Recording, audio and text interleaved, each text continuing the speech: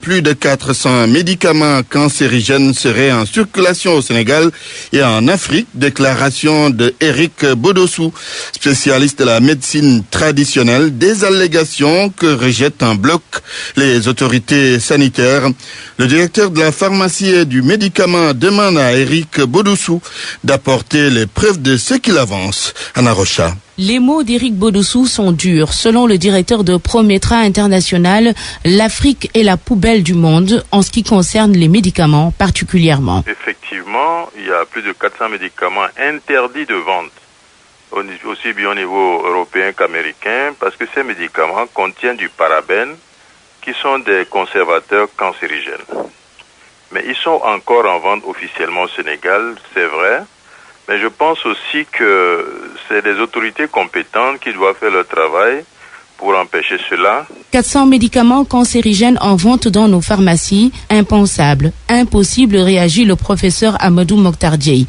Le Sénégal dispose d'un système de pharmacovigilance efficace. Il est le directeur de la pharmacie et du médicament. Chaque fois que des médicaments sont retirés quelque part, que nous étudions la question et que nous procédons éventuellement au retrait de ces médicaments. Donc nous n'avons pas vraiment de problème à ce niveau. Le Sénégal fait partie des pays qui adhèrent donc à la pharmacovigilance internationale et donc on est régulièrement informé sur tout problème qui peut survenir avec les médicaments.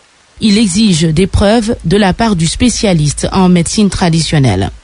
Qu'il nous dit deux choses. Le médicament A, il est interdit en Europe.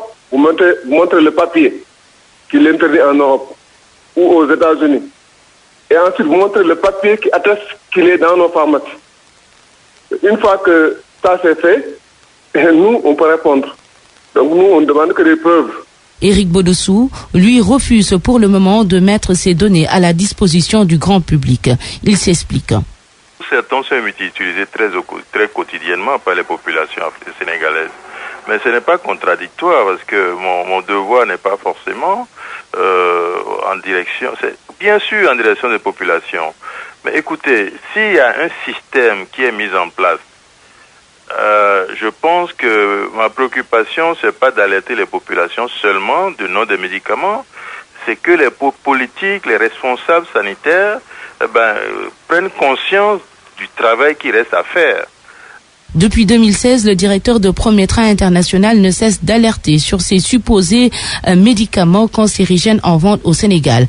Mais les autorités sanitaires ne lui accordent aucun crédit. Malgré tout, il s'entête. Selon lui, c'est un devoir de sensibilisation.